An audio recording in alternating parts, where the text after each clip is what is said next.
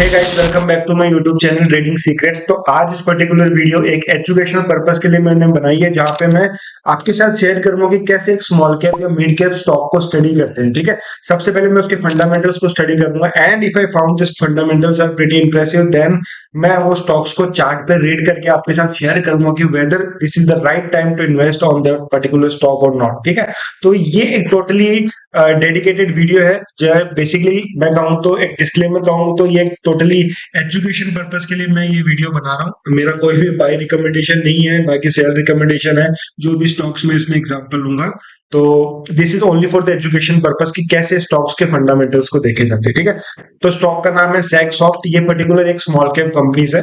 So guys, ये एक screener है जहां पे हम स्टॉक्स की बेसिकली फंडामेंटल्स को चेक करेंगे। ठीक है, तो सबसे पहले मैं यहाँ पे अबाउट सेक्शन में आ जाऊंगा एंड अबाउट सेक्शन में आप देखोगे तो ये कंपनी का पूरा समरी दिया हुआ है कि कंपनी क्या करती है, कंपनी की बिजनेस कितने अलग अलग देशों में है, कंपनी का रेवेन्यू ब्रेकअप क्या है, तो कंपनी का आने वाला फ्यूचर गोल्स क्या है, सब कुछ आपको एक समराइज करके दिया हुआ है। ठीक है, तो अगर आप देखोगे तो एक कंपनी एक बेसिकली फिनटेक पेटेक कंपनी है जो अपनी सर्विसेज प्रोवाइड करती है, डिजिटल ट्रांसफॉर्मेशन सर्विस प्रोवाइड करती है अलग अलग देशों में बेसिकली। ठीक है, और अगर आप यहाँ पे अबाउट सेक्शन में इसका रेवेन्यू पढ़ोगे आप, तो रेवेन्यू इज ऑलमोस्ट फिनटेक से आ जाता है 36%। यानी कि अगर 100 रुपए रेवेन्यू कर रही है तो 36 रुपए वो फिनटेक से कमा रही है, यूटिलिटी टेक्नोलॉजी से 29%। तो ये एक बेसिकली एक इन डिटेल आप कह सकते हो समराइज मैंने आपको इस कंपनी के बारे में बता दिया। नीचे इसके फ्यूचर गोल चेक कर सकते हो, कहाँ कहाँ ये कंपनी है, किस किस पर्टिकुलर छोटी कंपनी को उसने एक्वायर किया, सब कुछ इसके बारे में आता है। तो अब आते हैं अपने मेन वीडियो के ऊपर, इन कंपनीज के फंडामेंटल कैसे रीड करें। ठीक है, सबसे पहले अपने सामने रेशियो आ रहा है, ये आ रहा है ऊपर। तो मार्केट कैप यहाँ पे ऑलमोस्ट 2700 करोड़, तो बहुत ही स्मॉल कैप कंपनी है। ठीक, अब आते हैं सबसे पहले जो फंडामेंटल रेशियो है वो है स्टॉक पी। आप देखोगे स्टॉक पी यहाँ पे 34.6 है। तो अभी आपको लग रहा है कि 34 ज्यादा है कम है, नहीं पता लगेगा आपको। इस स्टॉक पी को कंपेयर करना पड़ेगा इसके इंडस्ट्री पी से। अब इसका industry P almost 25 and the stock P is almost 34। तो एज कंपेयर टू इंडस्ट्री थोड़ा सा ये हायर साइड में ट्रेड हो रहा है, लेकिन नहीं guys, this is the not way कि आप पी को स्टडी करोगे by seeing the industry P. नहीं, इसके लिए आपको एक और पैरामीटर देखना पड़ेगा, वो है पैग रेशियो। ठीक है, ये बहुत ही इंपॉर्टेंट रेशियो है। PEG ratio is nothing but price to earning divided by growth ratio. ठीक है, ये बहुत ही इंपॉर्टेंट पैरामीटर है। अगर आपको पी देख के नहीं समझ में आ रहा है कि कंपनी हाई वैल्यू पे है, ओवर वैल्यूड है, अंडर वैल्यूड है, तो आप पैग रेशियो को कंसिडर कर सकते हो। पैग रेशियो देखो, थ्योरेटिकली बात करूं, अगर एक के आसपास पैग रेशियो है तो वो एक माना जाता है कि फेयरली वैल्यूड है, एक से कम अंडर वैल्यूड और एक से ज्यादा ओवर वैल्यूड। ये थ्योरेटिकल डेफिनेशन है। लेकिन इंडियन मार्केट्स में अगर मैं खुद का सजेशन दूं कि अगर पैग रेशियो 1 से 2 के बीच में ट्रेड हो रहा है तो ये मान के चलो कि वो एक अंडर वैल्यूड या फेयरली वैल्यूड कंपनी है जहां पे आप इन्वेस्ट कर सकते हो। ठीक है, तो as compare by seeing the PEG ratio आप देखोगे कि यहाँ पे पैग रेशियो 1 के आसपास है, तो ये एक फेयरली वैल्यूड या अंडर वैल्यूड कंपनी है। यहाँ पे अपॉर्चुनिटी है आपके पास कि आप स्टॉक्स में इन्वेस्ट कर सकते हो। ठीक है, इन्वेस्ट कर सकते हो, करना नहीं है। ये एजुकेशन पर एक एग्जांपल लेके मैं आपको दिखा रहा हूँ। ठीक है, फर्स्ट हमने देखा कि हमें पी चेक करना है। सेकंड मोस्ट इंपोर्टेंट थिंग है हमें हमें उसका आरओसीई देखना है या आरओई देखना है। एंड मैं सजेस्ट करूंगा कि आप अगर देख रहे हो तो 5 इयर्स का एवरेज देखो, नहीं तो 10 इयर्स का एवरेज देखो। ठीक है, अगर आपका गोल है कि मुझे 3 से 4 साल इन्वेस्ट करना है तो 5 ईयर एवरेज, अगर आपका गोल है कि मुझे 7 से 8 साल इन्वेस्ट करना है तो 10 ईयर एवरेज आप लेके चलो। तो अगर आप आरओसी देखोगे, रिटर्न ऑन कैपिटल एम्प्लॉयड 10 साल का, वो है ऑलमोस्ट 21.6%, जो कि हेल्थी आरओसी है। इसका मतलब कंपनी अपना कैपिटल अच्छे से यूटिलाइज कर रही है। ठीक है, सिमिलरली आरओई देखोगे 10 साल का, तो वो है ऑलमोस्ट 20% के आसपास। इसका मतलब आरओएन आरओसी बहुत ही अच्छा है, कंपनी अपने कैपिटल को अच्छे से यूटिलाइज कर रही है, जिसके कारण अच्छा खासा आरओई आरओसी जनरेट कर रही है। ठीक है, point number 2, ROE ROC check करना है। उसके बाद थर्ड पॉइंट आता है कंपनी के ऊपर डेट कितना है। ठीक है, माई सजेशन इसकी अगर आप स्मॉल या मिड कैप कंपनी पोर्टफोलियो में जोड़ रहे हो ना, तो डेट बहुत ही माइन्यूट सा लेके चलो या ना के बराबर लेके चलो। ठीक है, तो इस कंपनी के ऊपर डेट है 0.1%, जो कि एज कम्पेयर टू एक मार्केट कैप बहुत ही नेग्लेजिबल है, बहुत ही कम है। तो आपको बहुत सारी ऐसी कंपनियां भी मिलेगी जिनका डेट टू इक्विटी 0.5 या 0.6 है, लेकिन वो अच्छी कंपनीज है। उस केस में आप यहाँ पे इंटरेस्ट कवरेज को कंसिडर कर सकते हो। ठीक है, इंटरेस्ट कवरेज 16.5 टाइम्स है। इसका मतलब कि कंपनी ने जो कर्जा लिया है, जो डेट लिया है, जो कि यहाँ पे 0.11 है, इसका जो इंटरेस्ट पे करना पड़ रहा है कंपनी को, उसका 16.5 टाइम्स कंपनी के पास पड़ा है। यानी कि उसको इंटरेस्ट पे करने में कोई दिक्कत नहीं है। अगर अगले साल कंपनी ने कुछ पैसा भी प्रॉफिट भी नहीं किया तो भी अपना पर्टिकुलर इंटरेस्ट कवरेज के पास जो पड़ा है उससे वो चुका सकते हैं, जिसके कारण उसको कोई भी दिक्कत नहीं है। ठीक है, तो ये एक बेसिकली फ्री कैश कह सकते हो, या एक बेसिकली एक अच्छा फैक्टर कह सकते हो। इंटरेस्ट कवरेज हायर साइड में होना चाहिए और debt to equity lower side में होना चाहिए। ठीक है, पॉइंट नंबर 3 समझ में आ गया। पॉइंट नंबर 4 बहुत ही इंपॉर्टेंट है, वो है प्रोमोटर होल्डिंग्स विच इज 66.7। देखो इस स्मॉल कैप कंपनी है या मिड कैप कंपनी है, प्रमोटर होल्डिंग 50 से ज्यादा ही लेनी है। ये आप एक बेसिकली एलिमिनेशन फैक्टर लेके चलो जो भी कंपनी आप बेसिकली चूज करते हो। ठीक है, तो यहाँ पे प्रमोटर होल्डिंग 66 है, मतलब अच्छा परफॉर्म करेंगे। सिमिलरली प्रमोटर होल्डिंग के साथ आप प्लेज परसेंटेज भी देख सकते हो कि कोई प्रमोटर्स ने अपना शेयर प्लेज करके कुछ अ, माल उठाया है नहीं, तो यहाँ पे जीरो है, तो मतलब सारे के सारे प्रमोटर्स की होल्डिंग अच्छी है, कोई भी प्लेज परसेंटेज नहीं है। ठीक है, उसके बाद one of the important factor यहाँ पे मैं लेके चलता हूँ, वो है यहाँ पे नेट प्रॉफिट मार्जिन। कंपनी का एज ए स्मॉल कैप या मिड कैप कंपनी, कंपनी के पास मार्जिन अच्छे होने चाहिए, क्योंकि आप देखोगे बहुत सारी company revenue year on year अच्छा कर रही है, लेकिन प्रॉफिट उनका कम होते जा रहा है। क्यों? क्योंकि वहां पे उनका मार्जिन कम होते जा रहा है। ठीक है, तो सिमिलरली यहाँ पे नेट प्रॉफिट मार्जिन ऑलमोस्ट 16.2% है, जो कि बहुत ही अच्छा है, बहुत ही अच्छा है। यानी कंपनी अगर 100 रुपए कमा रही है तो नेट प्रॉफिट इसको ऑलमोस्ट 16% मिल रहा है, जो कि एक अच्छा बेसिकली नेट प्रॉफिट मार्जिन है। ठीक है, पॉइंट नंबर 5 आपको कंसीडर करना है इसकी सेल्स ग्रोथ। यहाँ पे सेल ग्रोथ आप देखोगे तो दिस ईयर 54.4% है, जो कि ऑलमोस्ट 50 टाइम्स बढ़ी है। सिमिलरली अगर मैं 5 साल की सेल्स ग्रोथ हूँ तो वो है 30%, जो कि एक बहुत ही अच्छी खासी सेल्स ग्रोथ है। तो ऑलमोस्ट ये सारे इंपॉर्टेंट पैरामीटर्स हैं जो आपको चेक करने हैं, और इन सारे पैरामीटर्स को चेक करके मुझे पता लगे कोई भी पैरामीटर इनमें से एक भी पैरामीटर कोई रेड फ्लैग नहीं दे रहा। सबके सब पैरामीटर अच्छे, अच्छी प्रमोटर होल्डिंग है, अच्छा पैक रेशियो है, अच्छा नेट प्रॉफिट मार्जिन है, अच्छा रिटर्न ऑन कैपिटल एम्प्लॉयड है, रिटर्न ऑन इक्विटी है, सेल्स ग्रोथ अच्छी है, चाहे 4 साल की हो, चाहे 5 साल की हो, चाहे 10 साल की हो। करंट रेशियो भी आप देखोगे तो वो भी 1 से ज्यादा है, यानी current ratio is nothing but current asset upon current liability. तो ये कब अच्छा होना चाहिए? जब लायबिलिटी कम हो, एसेट करंट एसेट ज्यादा हो। कब होंगे? जब ये रेशियो 1 से ज्यादा होगा। सिमिलरली यहाँ पे 1 से ज्यादा करंट रेशियो, तो अच्छा अच्छे अच्छे खासे एसेट है। ठीक है, ये था बेसिकली इसका नॉर्मल रेशियोज या नॉर्मल पैरामीटर्स जो कोई भी कंपनी को बाई करने से पहले आपको स्टडी करने हैं। इसके बाद मैं एक चार्ट पैटर्न जरूर देखता हूँ यहाँ पे, वो भी मैं आपके साथ शेयर करूंगा, बहुत ही अच्छा चीज है ये।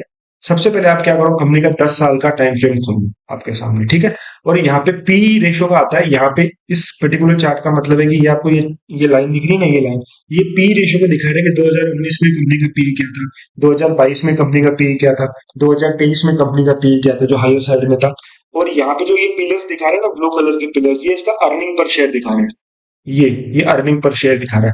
अब मैं आपको पूछता हूँ कि ये ग्राफ कब अच्छा होगा? देखो, अगर कंपनी का पी लोअर साइड में होगा, मतलब कंपनी अंडर वैल्यूड है। तो अगर लोअर पी होगा और वहीं पे अर्निंग पर शेयर ज्यादा होगा, तो उस केस में कंपनी में बहुत अच्छी खासी अपॉर्चुनिटी है। और ये अभी के टाइम अगर आप देखोगे ना, तो this was the time basically जहां पे कंपनीज के पास अच्छा खासा टाइम था 2019 में, क्योंकि यहाँ पे आप देखोगे पी कम हो रहा है, अर्निंग पर शेयर बढ़ रहा है, और वहां से कंपनी ने एक अच्छा खासा पी पकड़ा।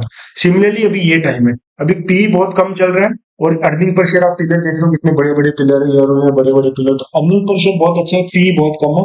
तो ये एक अच्छा टाइम है कंपनी के पास, जहाँ पे बेसिकली इन्वेस्टर्स के पास, जहाँ पे कंपनी में इन्वेस्ट करके हम अच्छा खासा रिटर्न जनरेट कर सकते हैं। समझ में आया? ये बहुत ही इंपॉर्टेंट कंसेप्ट है। अब समझो, पी कम होना चाहिए, अर्निंग पर शेयर ज्यादा होना चाहिए। इस केस में हमें कंपनी में अच्छी अपॉर्चुनिटीज मिलती है बाय करने में।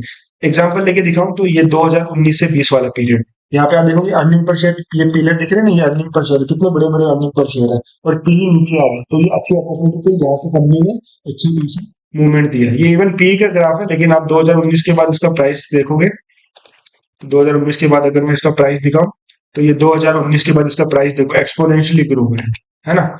और सिमिलरली अभी का टाइम भी यही है, अगर आप पी देखोगे यहाँ पे, तो अभी देखो ये पी नीचे की ओर चला गया और अर्निंग पर शेयर वापस बढ़ने लग गया, तो ये एक अच्छी खासी अपॉर्चुनिटी है इसके पास। ठीक है, ये था सेकंड कंसेप्ट जो मैं कोई भी कंपनी को बाय करने से पहले स्टडी करता हूँ। उसके बाद आता है बेसिकली कंपनी का प्रॉफिट एंड लॉस स्टेटमेंट। ठीक है, एंड मैं कंसीडर करता हूँ कि आप कोई भी कंपनी को बाय करे तो उसका स्टैंड अलोन फिगर देख के चलो। ठीक, कंसोलिडेशन भी देख सकते हो, लेकिन स्टैंडर्ड अलोन एक बार आप ऑब्जर्व जरूर कर लो, एंड ईयर ऑन ईयर लोगे तो अच्छे से आपको समझ में आएगा। ठीक है, 2014 2025, तो ऑलमोस्ट 10-11 सालों में कंपनी का रेवेन्यू 44 से ऑलमोस्ट 432 हो गया, यानी कि 10 टाइम्स रेवेन्यू हो गया कंपनी का, 10x तरीके से रेवेन्यू हुआ।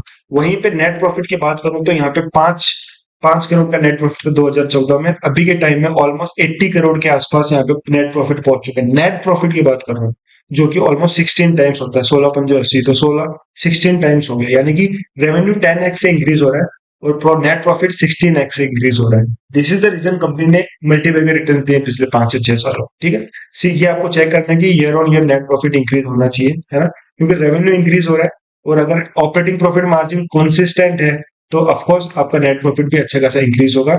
उसके अलावा आप अर्निंग पर शेयर देख सकते हो, अर्निंग पर शेयर 0.43 से ऑलमोस्ट 5.87 आ गया, जो कि एक्सपोनेंशियली इंक्रीज हुआ है। तो अर्निंग पर शेयर भी ईयर ऑन ईयर इंक्रीज हो रहा है, तो कंपनी अच्छा खासा ईयर ऑन ईयर अपने बिजनेस में अच्छा खासा परफॉर्म कर रही है। ठीक है, और डिविडेंड पे आउट भी देखोगे तो कंसिस्टेंट डिविडेंड, लाइक पहले ज्यादा डिविडेंड था अभी कम हो गया, तो इसका मतलब कंपनी अपना मेजोरिटी ऑफ प्रॉफिट अपने ऊपर यूटिलाइज कर रही है ताकि वो और अच्छा खासा परफॉर्मेंस दे सके आने वाले टाइम। ठीक है, एंड इसके बाद आपको, हाँ, ऑपरेटिंग प्रॉफिट मार्जिन मैंने बताई थी, वो जरूर चेक करना है।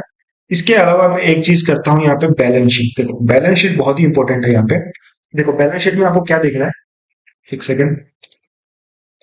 देखो बैलेंस शीट में आपको सबसे पहले क्या देखना है कि कंपनी की बोरोइंग ईयर ऑन ईयर कम होनी चाहिए। कंपनी ने जो कर्जा ले रखा है ना, स्मॉल कैप कंपनी है ना, तो भाई स्मॉल कैप कंपनी या मिड कैप कंपनी हो ना, वो डेट होता है, वो कर्जा ही होता है, तो कंपनी को ले डूबता है। तो ईयर ऑन ईयर कंपनी अगर प्रॉफिट कमा रही है, उस प्रॉफिट से कुछ ना कुछ कर्जा उतार रही है, तो वो कंपनी के बैलेंस शीट में आपको दिखेगा, जो कि एक अच्छा खासा ग्रीन फ्लैग है। तो यहाँ पे देखोगे तो बोरोइंग यहाँ पे 24 थी, 31 थी, 30 थी। यहाँ पे बोरोइंग यहाँ पे बढ़ रही थी। आप देखो 2018 तक कंपनी की बोरोइंग बढ़ रही थी, मैं चार्ट्स पे आपको दिखाऊंगा। और इस पर्टिकुलर ईयर में कंपनी की बोरोइंग बढ़ रही थी, पी हायर साइड में, तो कंपनी का शेयर प्राइस में कुछ ग्रोथ नहीं हुआ, नेग्लेजिबल सा ग्रोथ था। लेकिन जैसे ही कंपनी ने एक्सपोनेंशियली अपना बेसिकली डेट कम किया, जैसे कि 40 करोड़ से ऑलमोस्ट 6 करोड़ 4 करोड़ का है, तो कंपनी का शेयर आसमान छूने को लगा, मतलब एक्सपोनेंशियली ग्रो होगा। एंड सिमिलरली आप देखोगे तो यहाँ पे 36 करोड़ अगेन इसने कहीं ना कहीं माल उठाया है, यानी कि डेथ लिया है, जो कि एक छोटा सा डेथ फ्लैग है।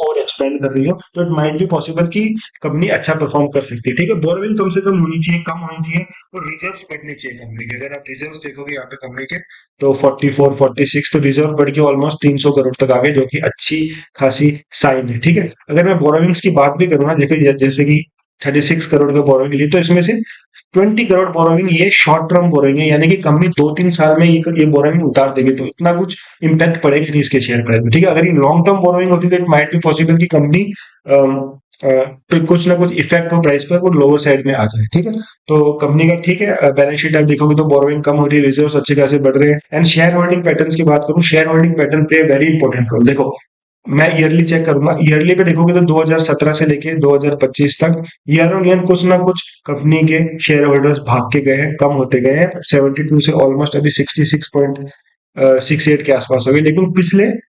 लेकिन पिछले ऑलमोस्ट 2 सालों में कहीं ना कहीं प्रमोटर्स बढ़े, क्योंकि 2024 में 66.64 था, अभी 66.68 है। लेकिन आप देखोगे ना, 2017-18 में कंपनी के पास कोई F I I D I की इन्वेस्टमेंट नहीं थी।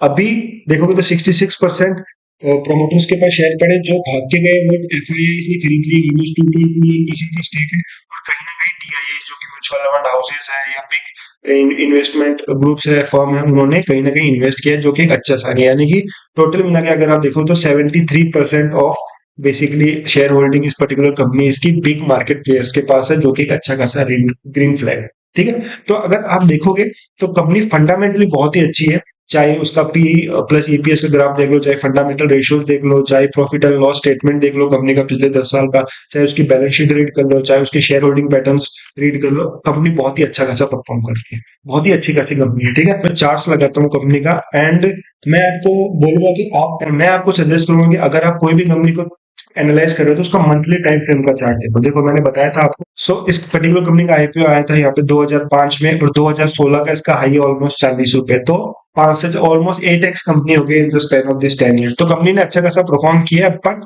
कंसिस्टेंट परफॉर्मेंस नहीं थी। बट अगर आप देखोगे 2019 के बाद कंपनी एक्सपोनेंशियली ग्रो हुई है, and now particular company is trading near 20 moving averages. ठीक है, अगर आप देखोगे तो this black line is 20 moving and this green line is 50 moving average.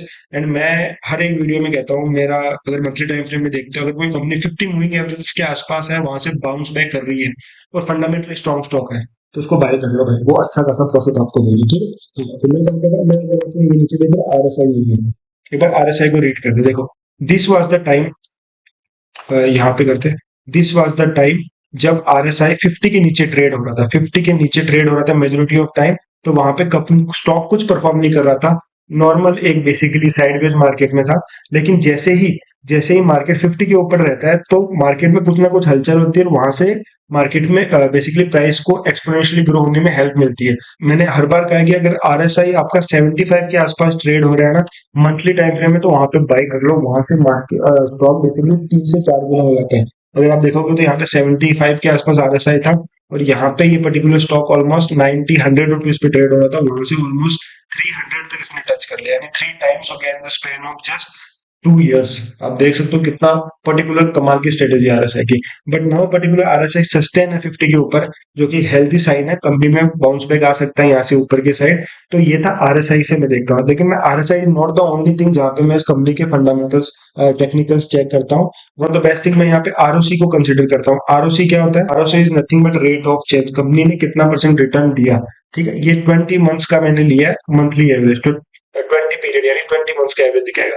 तो as per the back tested this ROC, जैसे ही ये कंपनी, एक बार मैं थोड़ा मिनिमाइज कर लेता हूँ, हाँ, जैसे ही ये कंपनी ऊपर की ओर भागती है, इस ये आपको ग्रीन लाइन दिख रही है, ये दिस इज जीरो लाइन, जैसे ही जीरो लाइन को ऊपर की ओर काटती है वहां से मार्केट अच्छा खासा बाउंस करता है। देखो अगेन जीरो के बाद काटी तो यहाँ से अच्छा खासा बाउंस दिख रहा है, ये आपको दिख रहा छोटा है लेकिन इसने अच्छा खासा मूवमेंट दिया है। ठीक है, सिमिलरली यहाँ पे काटा है जीरो के ऊपर, यहाँ से मार्केट अच्छा खासा बाउंस हुआ है। तो सिमिलरली अगर आप रिसेंट टाइम्स की बात करो तो यहाँ पे बेसिकली रेट ऑफ चेंज यहाँ पे जीरो के ऊपर टच कर रहा है, जीरो को काट रहा है, तो यहाँ से एक्सपोनेंशियली ग्रोथ आने की प्रोबेबिलिटी है। आपने देख लिया कि ये पर्टिकुलर स्टॉक मेरे रडार पे, ठीक है, कुछ ना कुछ ब्रेकआउट है, जैसे कि आप एक टेक्निकल टू एक बेसिकली ट्रेंड लाइन यहाँ पे ड्रॉ कर सकते हो। Once this trend line once this trend line अगर ब्रेक होती है and the ROC is above zero, और RSI भी देख सकते हो 50 के ऊपर है, तो वहां पे इस पर्टिकुलर स्टॉक को आप बाय कर सकते हो till it's all time high. वहां पे आप 50% क्वांटिटी बुक कर सकते हो, नेक्स्ट 50% क्वांटिटी आप राइड कर सकते हो as per the 20 moving average या 21 मूविंग एवरेज, जो भी आप लेकर चलते हो। ठीक है, तो द इस पर्टिकुलर स्टॉक को स्टडी करने से हमने क्या समझा कि fundamentally this particular stocks has been great, अच्छे सब कुछ है, fundamentals, profit and loss, share holding patterns, सब कुछ, P&L, बैलेंस शीट, सब कुछ। अब मुझे इन्वेस्ट कब करना है? वंस दिस ट्रेंड लाइन अगर यहाँ पे ब्रेक होती है, ठीक है, ROC जीरो के ऊपर ऑफकोर्स आ ही जाएगा, सॉरी ROC जीरो के ऊपर ऑफकोर्स आ ही जाएगा। उसके अलावा RSI अगर 50 के ऊपर रहता है तो मैं इस पर्टिकुलर स्टॉक्स को बाई कर सकता हूँ, I can hold till it touch the all time high, जो कि इसका 306 प्राइस पे। ठीक है, सो आई होप आपको वीडियो अच्छा लगा होगा, तो वीडियो को लाइक कर देना, चैनल को सब्सक्राइब कर